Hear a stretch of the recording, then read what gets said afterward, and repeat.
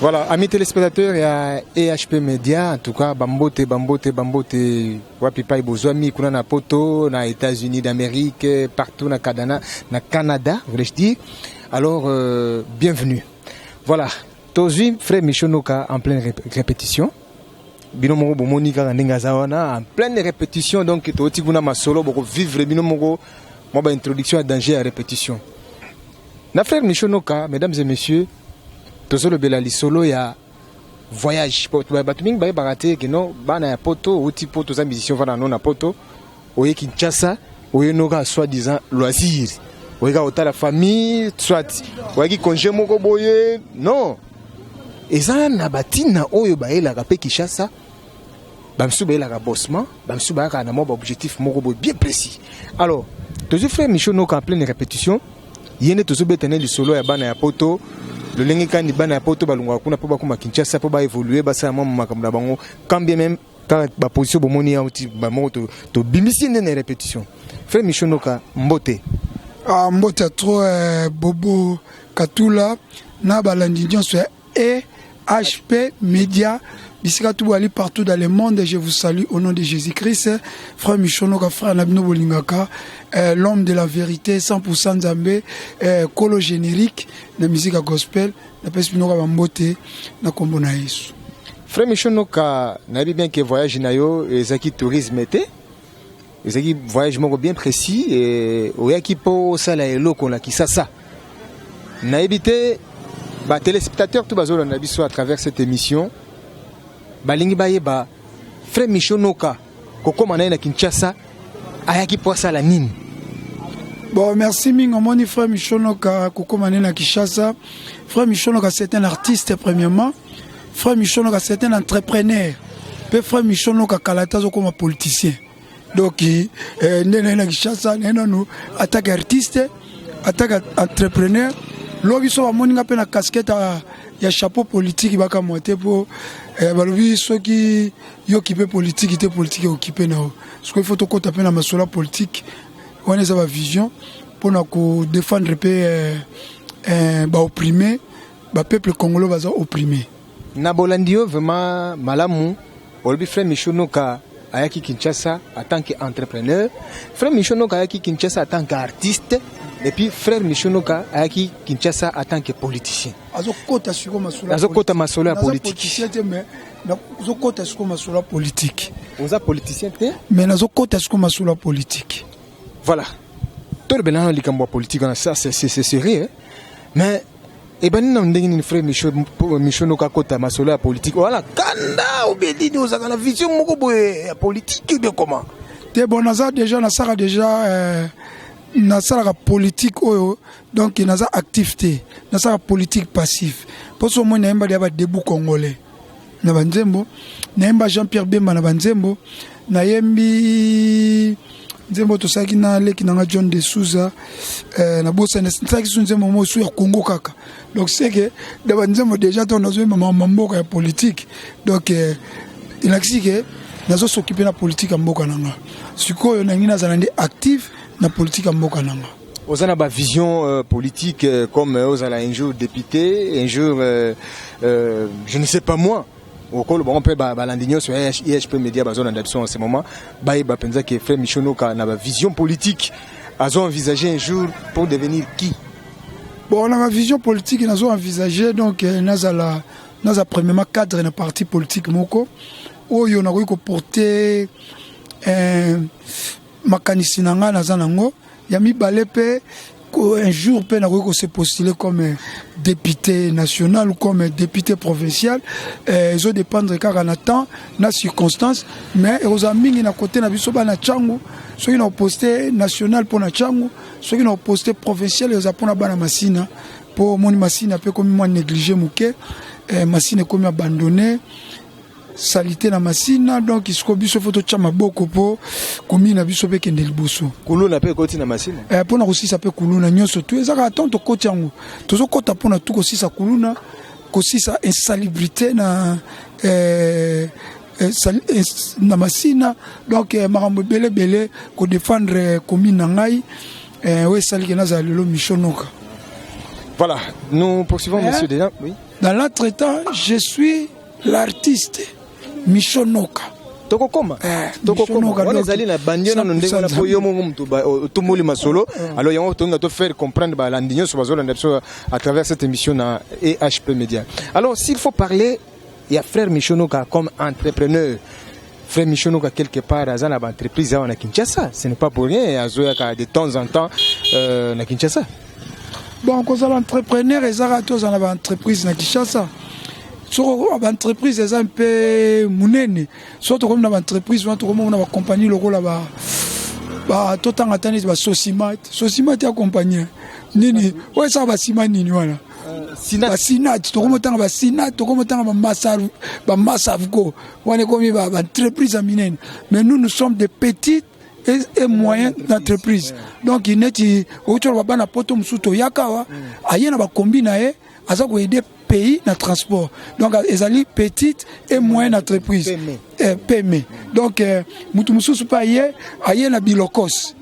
Ayen a bilokos parce que biloko musu bato bazoko kozwa ngote eza cher na ville ayen a bilokos. Eza entreprise. Azo aider pemboka Moutoumousou sou asali ba flat na ye eza entreprise. Donc, frère Michonoka pas na ba domaine nebele oyo a sala ba business akin ko débrouiller quoi. Na mission goya to parler sur nini oyo na sa menace entrepreneur oyo azo débrouiller lokola mona poto nyo surtout moi quelque chose ko taper ko aider mboka. Voilà, mesdames et messieurs, Yambote to oyo yango tozo côté sous na politique pona ko bunda pona ba diaspora. Au moni tant balobi ba camion, ya ba 2010 kota et sali moi faille moko muke. Mais ba to ko biso to na parlement to ko expliquer na premier ministre na Matata Ponyo tala ba avantage. Ya kokota ba désavantage ya kokota ba camion 2010 tala ba avantage ya kokota ba camion ya moins à 2000 ouais ça les 10 ans siko ne ba embouteillage eza trop na mboka mais nga nazo sala projet moko comment tokoki kolongola ba embouteillage na mboka mais siko eza projet moko il faut que présenter un jour na gouverneur la ville na ko que nous présenter ngopé n'habite ceux qui na police provinciale n'habite mais les projet oyo mécanisme ka elinga na sala projet mon ne to ko 6 embouteillage na mboka donc les études nazo sala études mais so nazaki na parlement elinga za la susu na avantage sur malamu mais naza toujours na études pour ozo sa cadre du tout kanga mina embouteillage mais tozo mona bata mayele belé bazana Congo comment ba ko vendre te ba sala études ndeni bakosisa embouteillage siko ngai malgré musique ndeni na raisonner ko kuma banzembo siko nazo raisonner ndeni na kosisa embouteillage na ville ya Kinshasa et ça projet un jour ceux qui n'a commis prêt to ça émission même na radio nationale pour ça des journalistes à radio nationale pour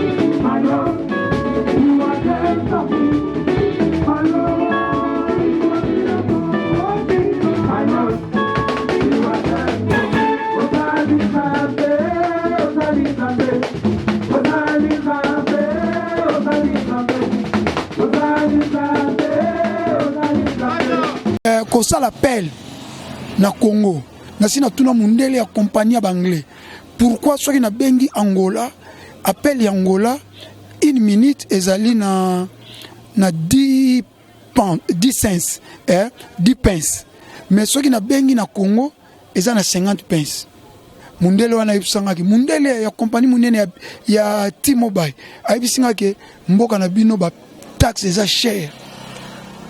Donc moi biso sko tam sous gouvernement bango te mais biso to za sko il faut to défendre un jour mboka quoi mais mingi to parler non maramba 100% Nzambe to parler non makambo on a préparé 100% Nzambe de 0 à euro, de 0 à euro.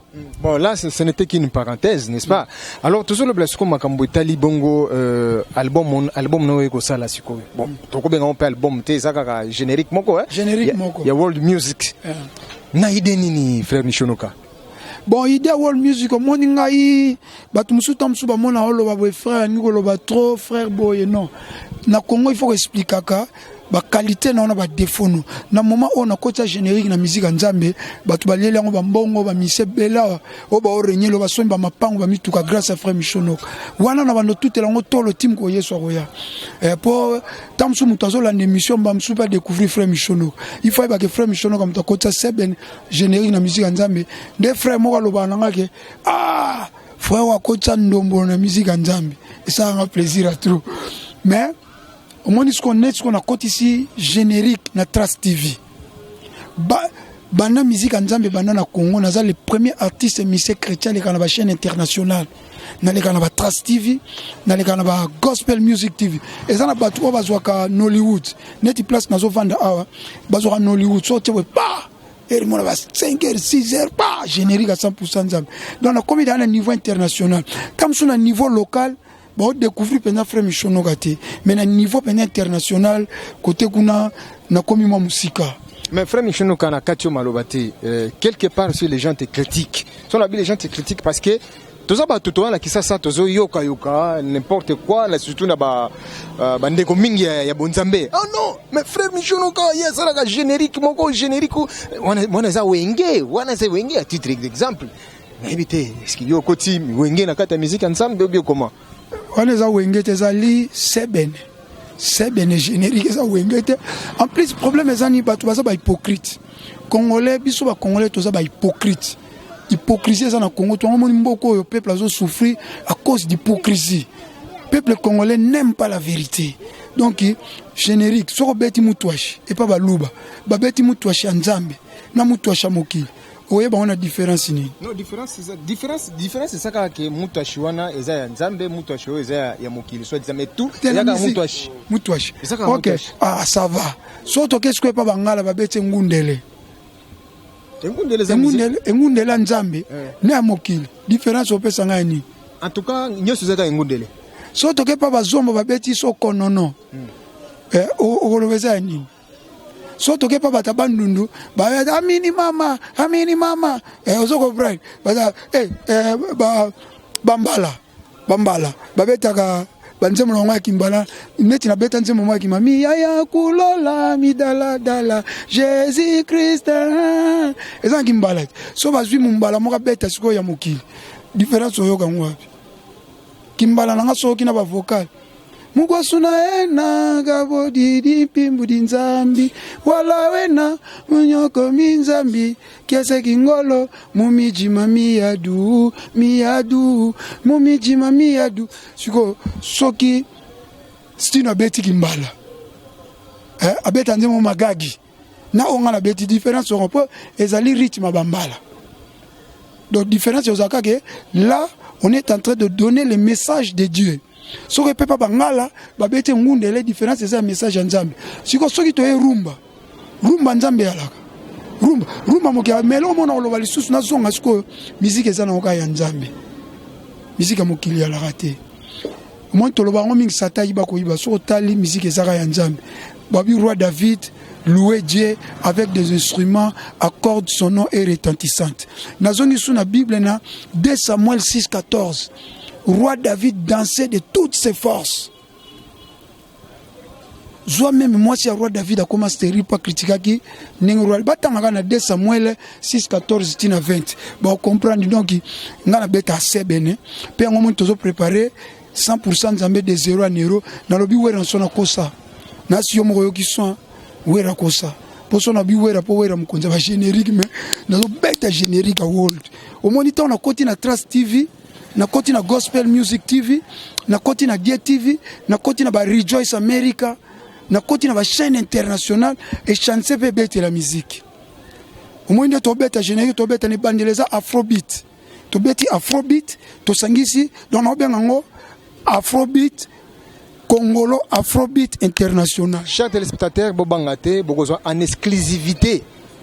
bord ya solo au frère Michono ka zo préparé kalamingité nous allons déguster ensemble bord wana na habité titre na nini 100% Nzambe de 0 à Nero.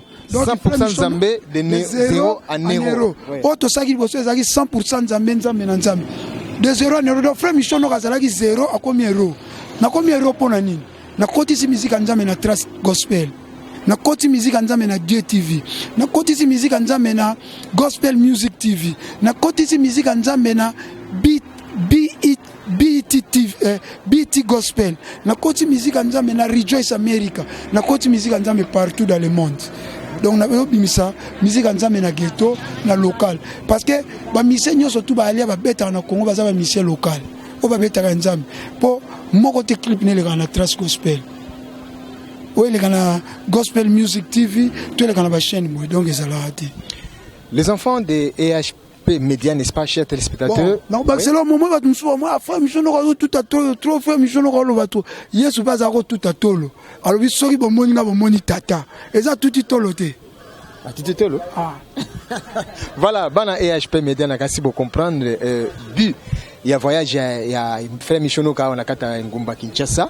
Ba mingi bakasala ke bana nyoso ba utaka poto, ba frère mingi ba fana na poto ba Kinshasa, bazanga eloko ko sala sot ba ko lakisa bambongo, ba ko lakisa mapangu, ba ka je sais pas moi. Mais frère Michono ka alobi quand même objectif na Kinshasa, d'abord ayaki pona alingaka politique, il va faire la politique. De deux, alobi azaka entrepreneur. Donc akokota pe masolo ya qui entrepreneuriat. Voilà. Et enfin, ayeko chité pona kolobake a préparé générique, il y a world music. Il est le premier musicien, n'est-ce pas, dans le monde. Il y a gospel. À côté ici, générique, il y a solo. Voilà. Na pesa mbote ya mbote na pesa Michono ka parole ya suka na pesa mbote pa tonton Lema na Paris wa solo na biso en ce moment tonton Pende solo na pesa mbote pa tonton Mombasa na Strasbourg toujours na kati ya Paris na bosanité Mozizo ndenge na benga kai donc il y a maman Gisèle motema ya papa Steve kuna na kati ya London en tout cas bambote mingi pona bino. Voilà, na zongeli ndeko Michono ka parce que to komi na suka ya masolo na biso na kasi balandi nyonso ya EHP Media ba comprendre sujet na biso ya lelo, c'est vraiment un sujet hyper important. Liloba na yo ya chute ezaboni pona émission ya lelo poto komi na suka vraiment ya clôturer masolo pour aujourd'hui.